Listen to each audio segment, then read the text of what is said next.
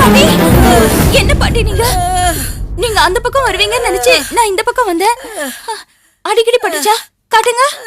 ஐயோ, ரத்தம் வேற வருதே. பரவாயில்லம்மா, விடுமா.